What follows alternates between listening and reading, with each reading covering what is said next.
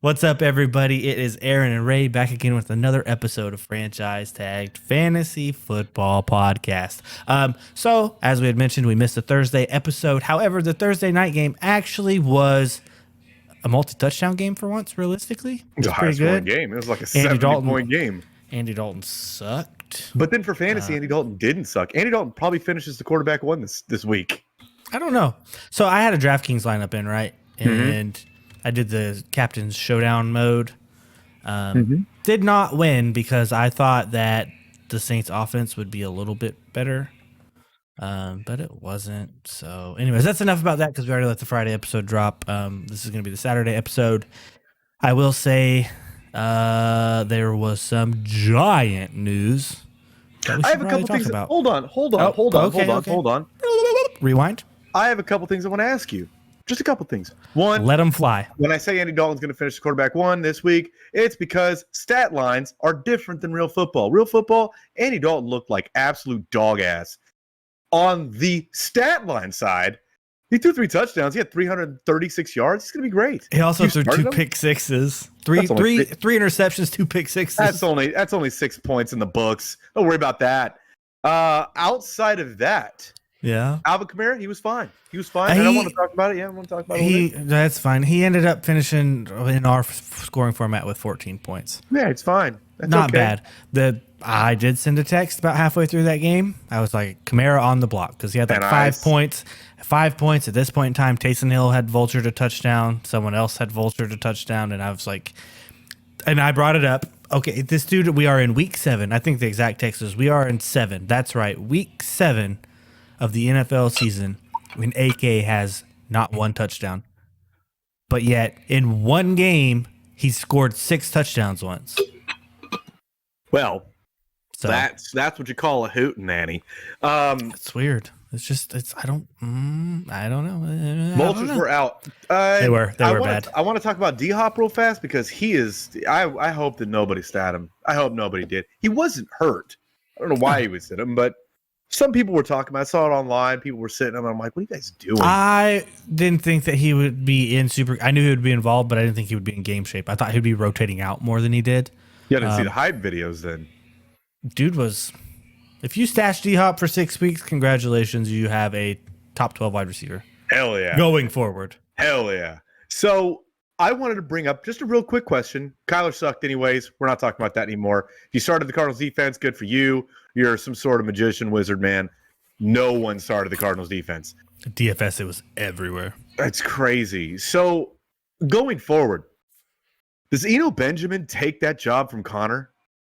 I don't know if full on take is the word, but I think it's more of a Dalvin Cook, Alexander Madison, David Montgomery, Khalil Herbert, where it's kind of more of a timeshare now of knowing, hey, you get hurt a little bit more than we would like, so here's someone to kind of help spell you. Who's the Dalvin Cook? I mean, technically James Conner, since they paid him all that money, right? Look, I understand money talks, and that's just how the league works. But Eno Benjamin looks 1,000 times better than what James Conner has shown. I think it's because Conner's been hurt too, though. I don't know. Only time will tell. That's one. That's definitely one of those situations where only time will tell. You're definitely not dropping Conner. I don't think you're dropping Eno either. I don't think so at this point in time either. But you're putting Conner in the IR, and then I think that first week back you will know for sure what they want to do. It'll probably be next week. Yeah. Also, Cliff Kingsbury on the hot seat. Kyler hates him. I was about to say, your $160 million guaranteed quarterback is telling him to chill the F out coming off the field on a timeout. Like, if you're going to get rid of a $10 million coach or a $160 million quarterback? One might be overpaid. One also might be overpaid. Who knows? They both might be overpaid. So either way, that was great Thursday night game. Glad we finally got one. Al Michaels doesn't have to retire. All those things. Back to the news. Breaking. Not breaking because it's a little late. But I know we're late to the game, guys. I know. Christian McCaffrey was traded to the San Francisco 49ers. And when we were watching the game last night and the news broke, crazy time to break in middle of a Thursday night football game. I looked at my wife and I was like, there's no freaking way. And she's like, what? I was like, Christian McCaffrey just got traded to the Niners. She's still new to all of this. She enjoys it. But she's like, what does that mean? I was like, one of the best running backs in football just got traded to one of the best rushing offenses in football. So I said it in the group chat last night, and I think this is pretty accurate. That was the best trade and the worst trade possible for Christian McCaffrey. Because great real life trade. On one side, it's going to bring out the best that Christian McCaffrey can be because Kyle Shanahan knows what the hell he's doing. He's not Matt Rule. I was about to say something really bad, and I didn't. I held myself I'm glad back. I'm glad you got yourself. Where I was going to go with that. I'm glad you got yourself. It's not Matt Rule shit in the bed. I'll leave it there. You know, it's not the slew of nonsense they've had in the offensive side of the ball in Carolina for the last however long. This is a good offense with a good coach behind it. On the other side, San Francisco can't keep a running back healthy to save their lives. For the last, I don't know how, since Frank Gore, like forever. They just have never had it's legit been as far back. This would be a Ruben question, but as far back as I can remember, I want to say it's been 10 years that at least one of their running backs, 10 years consecutively that at least one of their running backs in a row has been hurt. Like not just like missing you're good. Not just like missing, a 1 game stretch for a veteran's rest or whatever. Maybe tweak something like 3-4 games. Yeah. So I just wanted to bring that up. It's kind of crazy that like the most injury prone running back in the last couple of years went to the most injury prone backfields in the last team. Realistically, if we're being honest. Yeah. Just a team, but there is a clause in Christian McCaffrey's contract that if he gets injured and it's like a season ender or something like that, instead of them having to pay the $12 million over the next $12 million salary over 22, 23, 24, it turns into just $1 million guaranteed at that point in time. So it's definitely a very team friendly contract for someone who's had some bad injury history along, like you said, mixed with the team who has also had some bad injury history at that position. I don't know what it is. Bad luck. No, either. There's something in the water in California, Ray.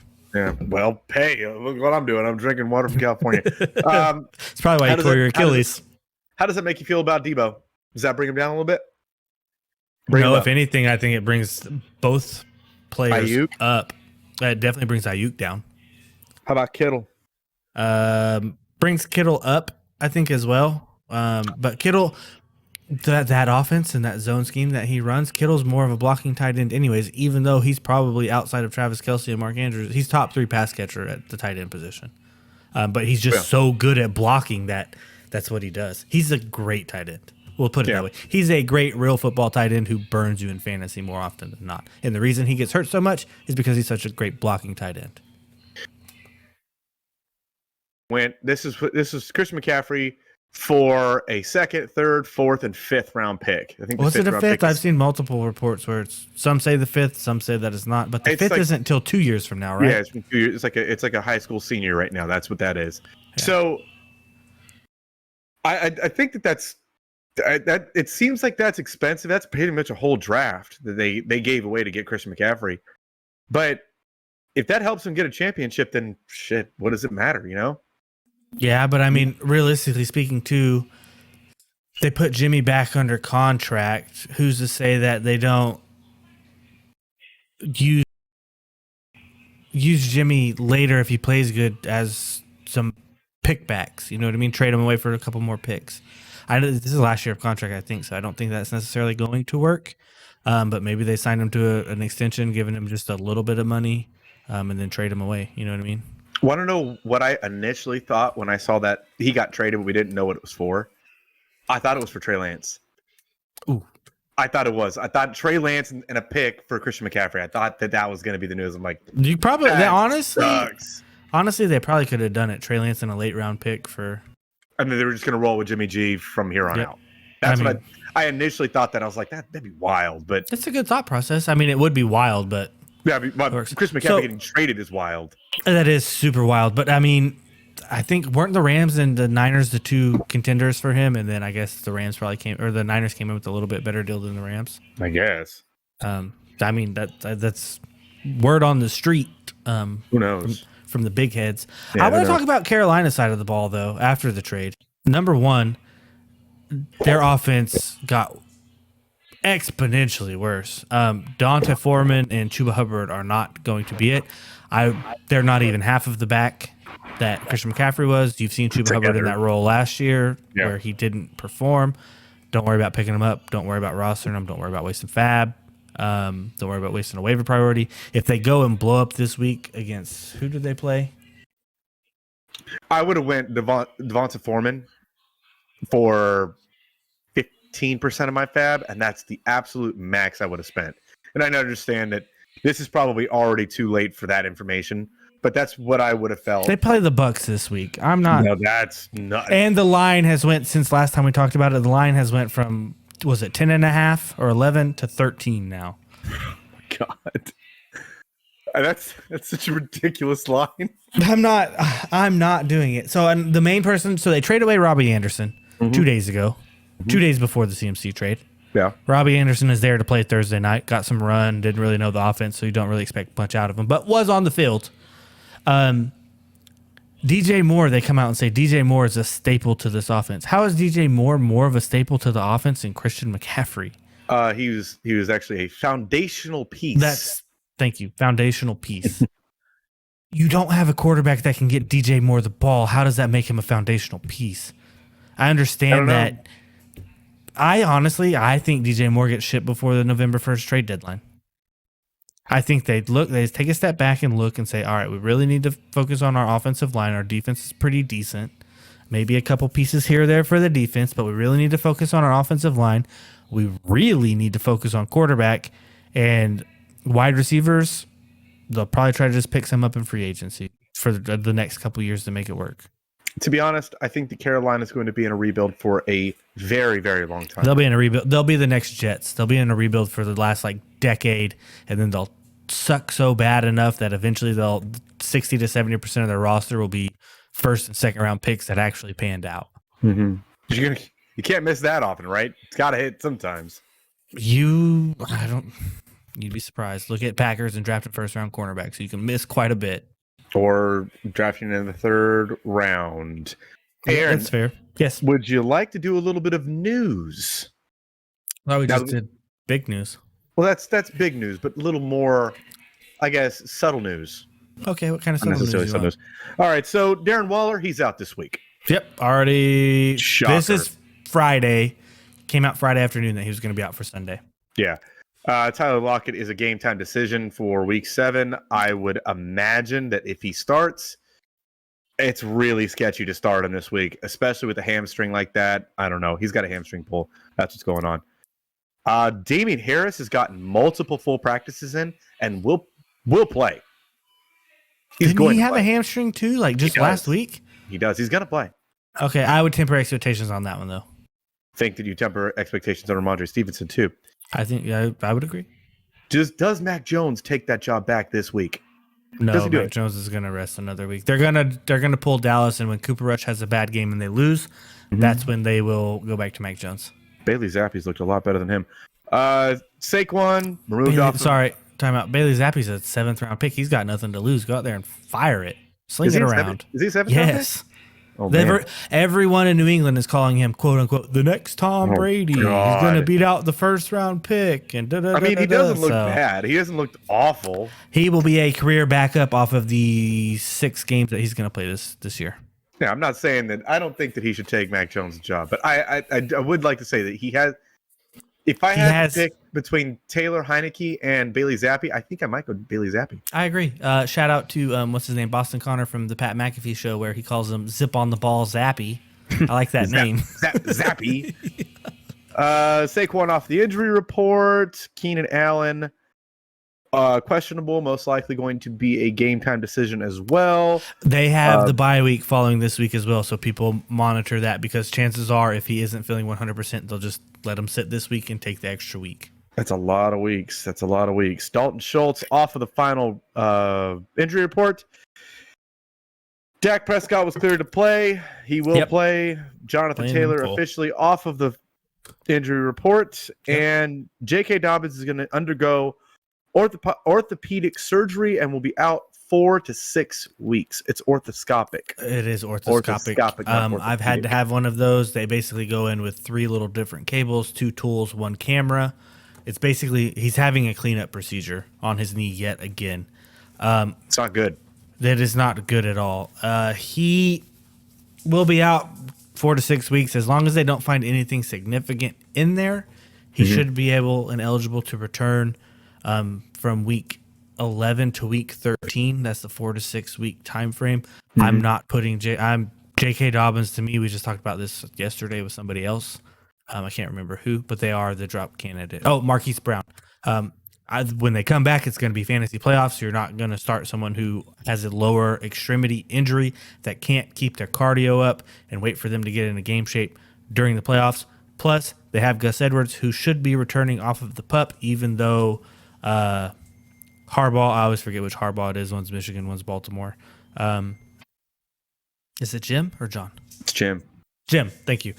So Jim Harbaugh would not disclose to reporters the time frame that they thought Gus Edwards was going to come off the PUP and play. When they do pull Gus Edwards off the PUP, they do have, 21 days to put him back on full active? Basically put him on the active roster. I know that Gus has to play the next 2 weeks. He has to. Yep. Or he goes to full-time IR for the season. Yep. So, but I do think that Gus will come back. Gus will play. Gus will steal that job from Kenyon Drake. And unless him and J.K. Dobbins went to the same knee surgeon, then they're in trouble. But I do think that Gus will come back and Gus will be a starting running back. And Gus will probably finish out the entire season, except for the actual NFL playoffs where they'll probably rotate both of them in because J.K. Dobbins will probably be back and ready to go by that point in time. So going forward, this is the last part I wanted to bring up before we get to the starts and sits. I think it's pretty important because I've been asked this a couple times today. Deion Jackson is not a cut. I would not cut him. No. Would not cut him. Nope. Eno Benjamin, not a cut. We're getting into the point in the season, we're almost halfway through, where you're starting to look to stash these running backs, these second team running backs for teams where Jonathan Taylor has been out, James Conner has been out, and these backups have shown viable snaps and viable fantasy production for the late stretch of the season. Yeah, I mean, it's one re-aggravation away from Jonathan Taylor going down again, and now Deion Jackson is looking like a solid play. He was great. He was great. Yep. Nyheim Hines is still there, right? So don't forget that. Never. We didn't really get to see what Nyheim Hines was because he got obviously knocked out in the first drive of that game. Oh, we know. We know what he is. To be fair to Ray's point, out of all the times that we've seen Nyheim Hines, Deion Jackson did look slightly better than that. So it's really important. Pay attention to that actual depth chart during the season, and if it ever flip-flops where Deion Jackson is the number 2 above Nyheim Hines, it's gold. Fantasy gold. I think he's worth holding just because you don't know what's going to happen with... I mean, Jonathan Taylor being out, 3 weeks? 2 weeks with a considerable amount. It wasn't just a little bump on his ankle. It was a pretty significant injury. That could be re-aggravated at any point in time. He chose to set himself out last week because he didn't feel 100%. That's to your point. He didn't feel 100% even after already missing 2 weeks of football. Mm-hmm. I've been asked that a couple times. Those 2 running backs, you're holding on to them until further notice. Don't drop them. And Eno Benjamin, he got snaked once, right? Twice. He got snaked twice and still put up 20 plus fantasy points. Twice. Yeah. You're definitely going to keep that one. So with that being said, Ray, you got anything else? Nope. Cool. Let's jump into, rewind. Let's take a quick break and then let's jump into start sits. Hey everyone. This show is brought to you by Driffles Jerky. Are you like us and love beef jerky, but hate paying those high prices for subpar meat? Well, at DrifflesJerky.com, they have the money meat. You said the money meat? That's right, the money meat. Great tasting beef jerky made from top quality cuts of beef at great prices. Use promo code FranchiseTag to get yourself 10% off on your order today. That's DRIFFILLS jerky.com. All right, everybody, we are back. So Ray's doing some form of 70s dance move over there, but we are about to hop into the start sits for the rest of the slate games. on Sunday and the Monday night game, which hopefully that game is not a snooze fest because it happens to be the Chicago Bears against the New England Patriots. However, first game we're starting with, Ray, is the New York Jets against the Denver Broncos. All right, so this game is a 38.5-point over-under. The Broncos are favored by 1 point. I'm taking the Jets to win this game. I'm taking the Jets to win this game, too, and I don't think it's by 1 point. It's at Mile High. I don't care. The Broncos have had, 5 passing touchdowns all season? And without Javonte, that and now you're going to be cycling through Melvin Gordon and Latavius Murray. No, thank you. They're not going to win that game. There's no way. The Jets defense is real. And Russ is apparently beat up, but he has Wolverine blood, so he might be good to go for the game. He's got Wolverine blood. Anyways, he's got that. That dude's a freaking clown. He's a fraud. Jet side of the ball, I'm starting Breece Hall. The Broncos defense has been holding that team afloat all year, but I am going to start Breece Hall. That's pretty much it, realistically, in this game. Sauce Gardner is going to shut down whoever. Elijah Moore is going to be sat this week. He should have been traded. He's going to be sat this week. I'm not interested in starting Garrett Wilson because he's probably going to get Patrick Surtain. I'm not interested in starting Corey Davis because Corey Davis is a sham. So I'm not really down to start any other Tyler Conklin. No, thank you. Zach Wilson, absolutely not. So there's your start sits. There's all sits except for Breece Hall. If you would have said Corey Davis was a sham, wow, that's like great. But you said sham, so he's just a sham. That's bad. Yeah, he's a poop. Got it. A bit pooped in his pants, huh? How about Denver side of the ball? Denver side of the ball, Cortland Sutton. I don't even want to do that because that's Sauce Gardner. No, thank you. That's fair with the bad Russ. Who do you start? Because you're going to have to start one of them. I know you are. I know that everybody's listening right now. Melvin Gordon. I would go Latavius Murray. Him and Hackett made up. So I don't give a shit. He's going to fumble that ball and never be seen again. I doubt it. I doubt he fumbles it again with all the pressure riding. Anyways, we both have the Jets winning this game. This game's going to be watch this game come out and be like 50 points. Never. These offenses are just lighting it up. Never. There will be a defensive touchdown from one of these two defenses. I would bet multiple. That's how they win this game. To go back to Melvin Gordon real fast, I think that he is at least a very, very, very low end RB2, most likely fringe RB3.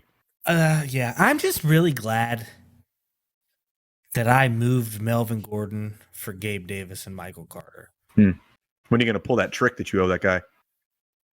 I don't know any tricks to anybody. He came with me with the offer. I don't believe you. It's all lies. Cross my heart, hope to die if I tell a lie. However the kitty rhyme goes. I swear to God. Kevin came to me. Kevin, I'm sorry it didn't work out for you, but I'm happy it worked out for me just a little bit. I'm just glad that Kevin's going to be in last place this year. So moving on. Not even close. You want to know the truth, guys? You want to know the truth? 2 truths and a lie. You know what? So moving on. The Houston Texans and the Las Vegas Raiders is a 46-point over-under.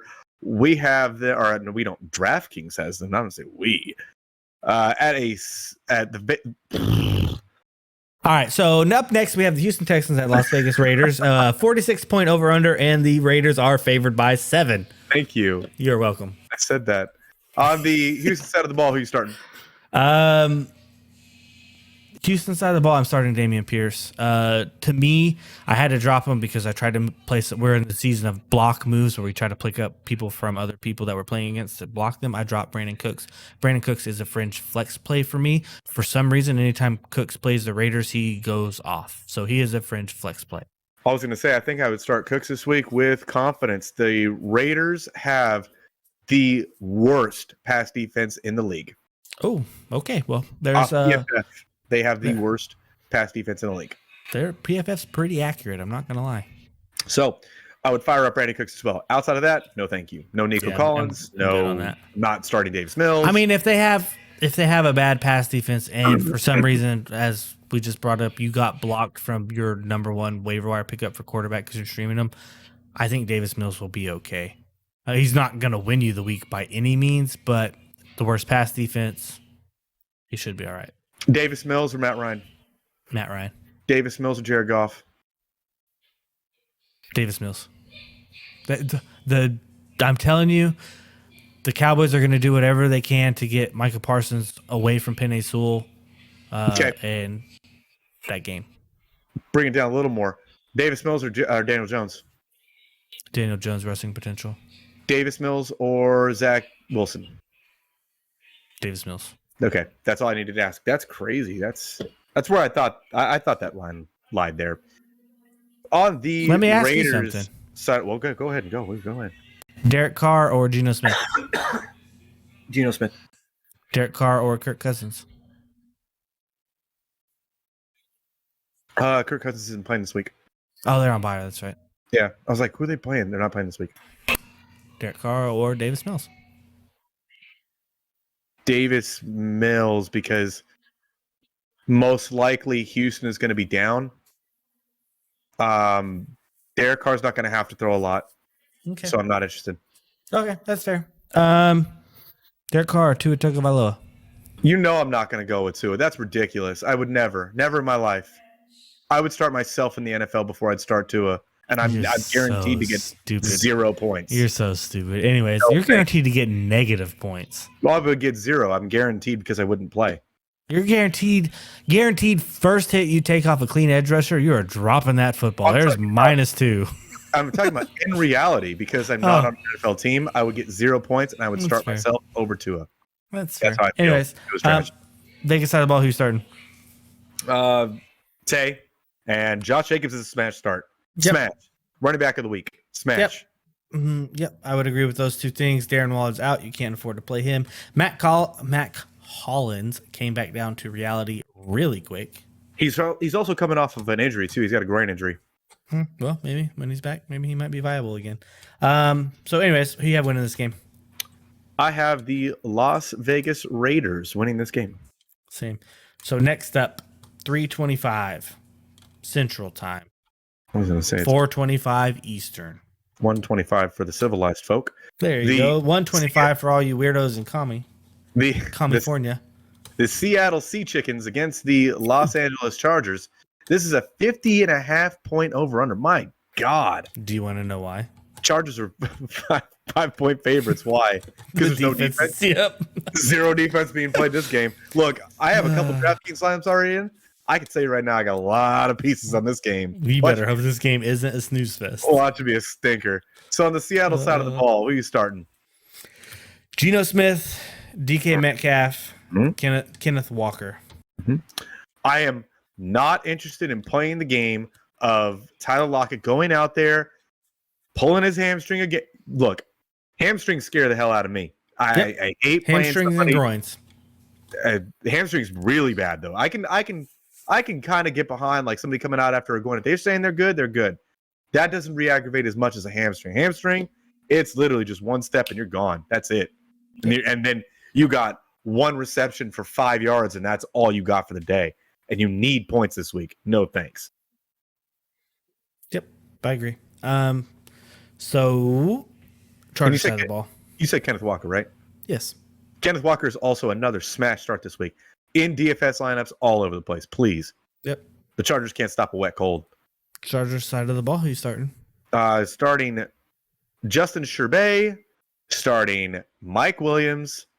I didn't know that Josh Palmer's already out. He's been ruled out with a concussion. Didn't know that. So now you know. Ruled out with a concussion. Yep. Gerald Everett, smash start this week. Smash start. I wanted to bring this up. So is Darnold Parham, the other tight end. You know, I thought about that because he's like $2,000 in DraftKings. I thought about it. He saw 2 targets last week or 3 targets last week. He was wide open on 2 of them for sure. Involved. Yeah, he was involved. What I saw every time I saw him, I was like, "Why was that not Gerald Everett?" Because I'm being greedy. But it was also Gerald Everett was heavily involved, especially because Josh Palmer went out. So I think Gerald Everett is a smash start in your DraftKings lineup as well.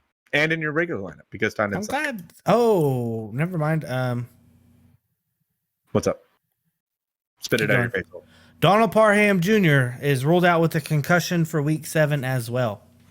Unfortunately, I didn't know that. I did. So- I looked it up. Good thing I vetted that. Yeah, so Gerald Everett needs to be started in every format you can. I think he's going to be a smash start this week. Who do you got winning this game? That's a tough one. Timeout. No, we're not done. Austin Eckler is a start. Oh, yeah, of course. Yes. Sorry. Justin Herbert is a start. However, caveat, I really don't want to say this out loud for personal gain reasons, but I have to.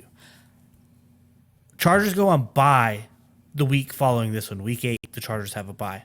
If Justin, this is the first week Justin Herbert has not been on the injury report with his ribs.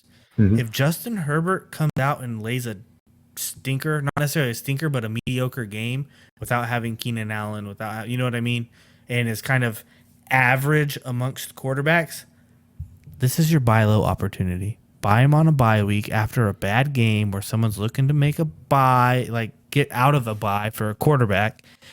And I would be going hard after Justin Herbert if he plays mediocrely. If he blows up and just lights the Seahawks' poor defense up on fire, probably not going to get him.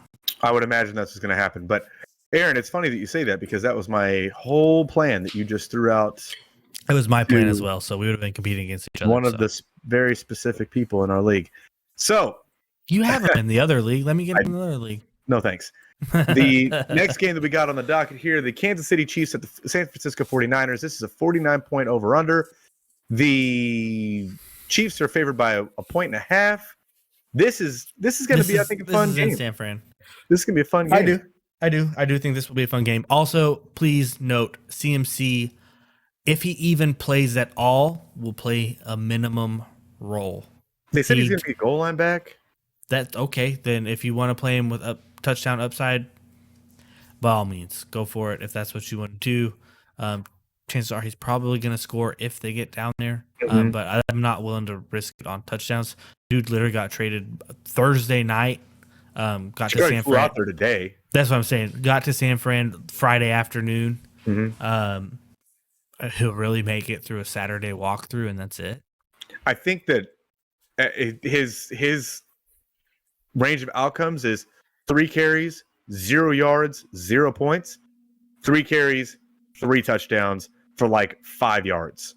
Like that's his range of outcomes. Like it's not really like I would go into over. Yeah, and I would go into the week of playing this as a CMC mini buy, an extra bye week for CMC. It is. Yeah, because they want to get him involved, but that won't be for another week. You're probably sitting there with a lot of bye weeks this week.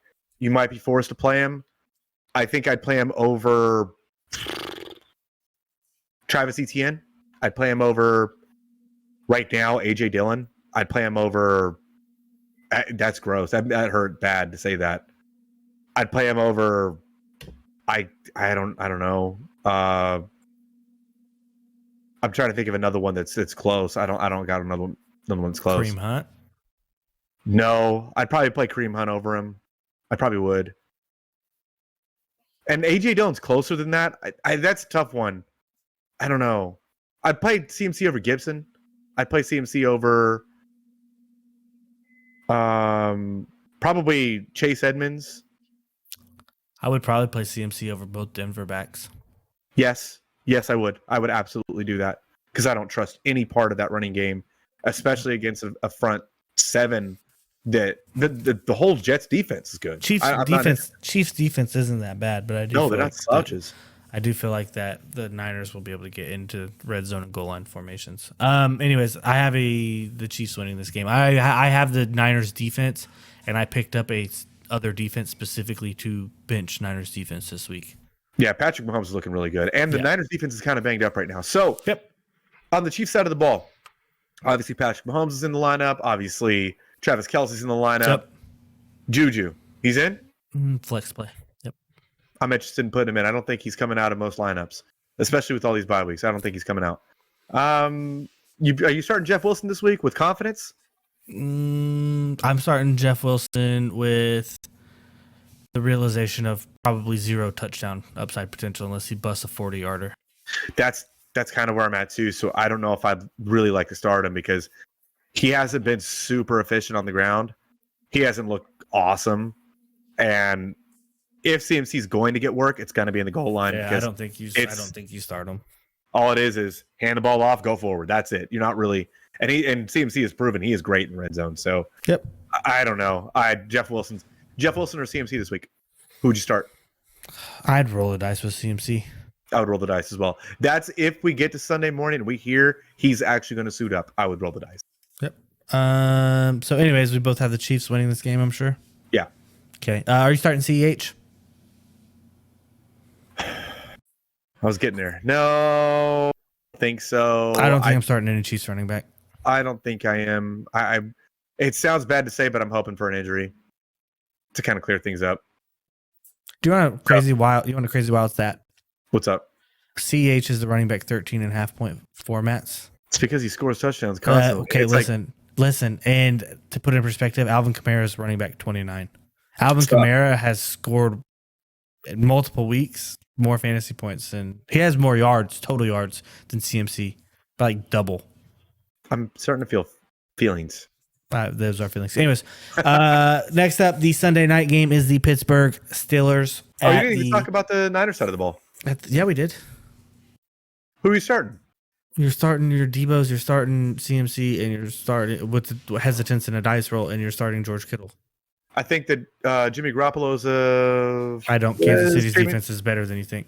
Streaming candidate, and I think that Brandon Ayuk is a pretty nice start. Don't believe so.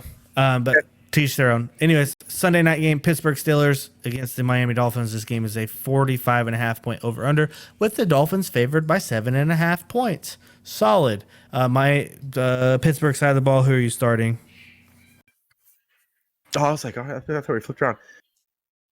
Man, Deontay Johnson, that's it. And I don't even want to start Deontay Johnson, but I have to. So Deontay Johnson, that's it. Okay, I agree. Pat Freiermuth, he's playing. Najee just needs to be sat on the Steelers for a few weeks to get healthy. Kenny Pickett's looking like he's trying to play, but who knows? George Pickens, you're still stashing him, but I don't know if you're starting him in any formats. And on the Dolphins side of the ball, I'm starting Tua. I'm starting Tyreek. I'm starting Jalen Waddle, even if he's banged up. It is a shoulder. Yes, it could affect him. Shoulders better than lower extremities, though. And that's pretty much it. No Mike Gesicki. Nope. Okay. No Chase Edmonds. No Raheem Mostert. I would be interested in flexing Raheem Mostert, especially with all the running back bye weeks. That's fair. Good point. Anyways, I have Miami winning this game. I also have Miami winning this game by more than 7 points. Oh, Jesus. So Monday, October the 24th, we have the Monday night game. We have the Chicago Bears at the New England Patriots. This is a 40-point over-under with the Patriots favored by 8. Chicago side of the ball, I'm starting David Montgomery because you have to. And with all of the bye weeks, you're forced into it. They're going to take the running game away, whether it be Justin Fields, David Montgomery, Khalil Herbert. They're going to take that running game away. Nick Chubb couldn't get anything going against them. I don't think that you're starting David Montgomery, and you're expecting 7 to 10 points with all of the other running backs on bye. I would really like to find another option. I really would. If you can't, you have to start them. David Montgomery or Chris McCaffrey this week if Christian McCaffrey plays? I don't know. Probably Christian McCaffrey because he's one of the best running backs in the league. It's a one-sided question. If you don't have a pivot out of David Montgomery, you have to play David Montgomery. I'm just asking a question. You know that he could, like, if you knew that strictly, you're either getting 0 points from Christian McCaffrey or getting 12. Okay. I'm just wondering, you got to get all upset with me. I'm just saying, not the one making the rules here. I'm just saying, with all of the bye weeks this week with running backs, that we're getting into the buys, you might be strong-armed into some of these plays. James Robinson or David Montgomery? Who did the Jags play? The Giants? Yeah.